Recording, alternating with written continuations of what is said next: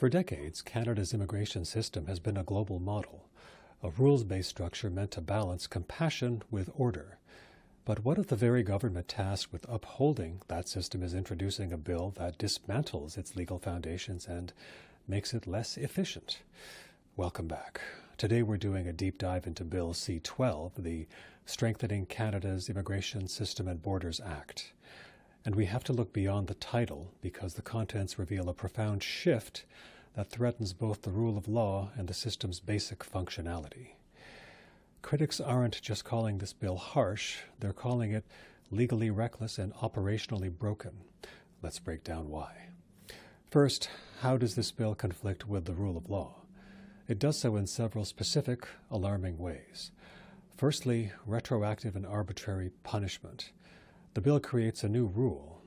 If you've been in Canada for over a year before claiming asylum, you're barred from making a full refugee claim. But here is the kicker. This rule is designed to be applied retroactively. That means people who arrived legally under the old rules could suddenly find their path to safety slammed shut.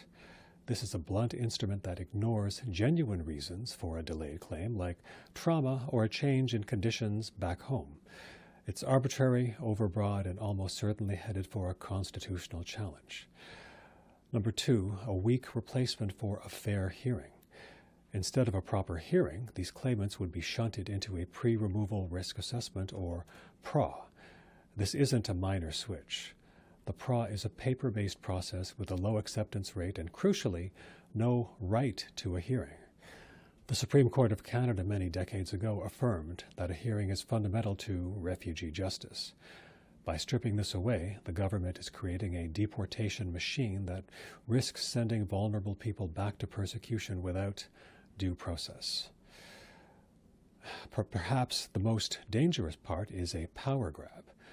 The bill grants the government the ability, through a simple order, to terminate, cancel, or suspend immigration documents en masse, all in the vaguely defined public interest.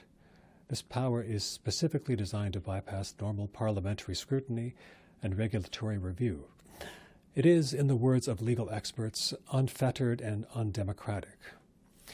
This is the same kind of legal mechanism Canada used to implement analogous to racist policies such as the continuous journey regulation against Indian immigrants and the none is too many policy for Jewish refugees.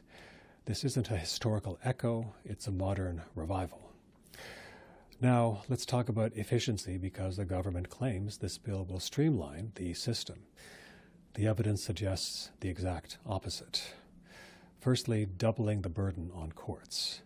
Pushing claimants into the PRA process won't reduce backlogs. It will explode them. When a PRA decision is challenged, it drains at least twice the judicial resources at the federal court. Each case requires not just a judicial review, but also an urgent stay motion to prevent deportation while the review is heard. The court system, already strained, will be overwhelmed. Further, creating new layers of bureaucracy. Think of the one-year bar. What about exceptions? If the government carves out any exceptions, for example, for changed country conditions, for example, it creates a two-tier triage system. First, a bureaucrat must decide if you're even allowed to make a claim. Then another must assess the claim itself. This doesn't streamline, it adds red tape, slows everything down, and guarantees new backlogs. Further, legal limbo for the most vulnerable.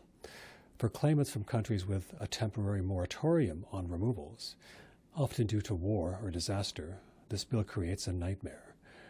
They would be barred from the Refugee Board, but also ineligible for a PRA because they cannot be issued a removal order. The result?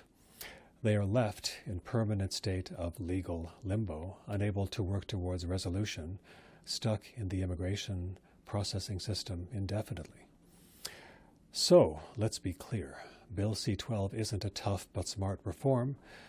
It's a policy that undermines constitutional principles while simultaneously making the immigration system slower, more expensive, and more bogged down in legal challenges.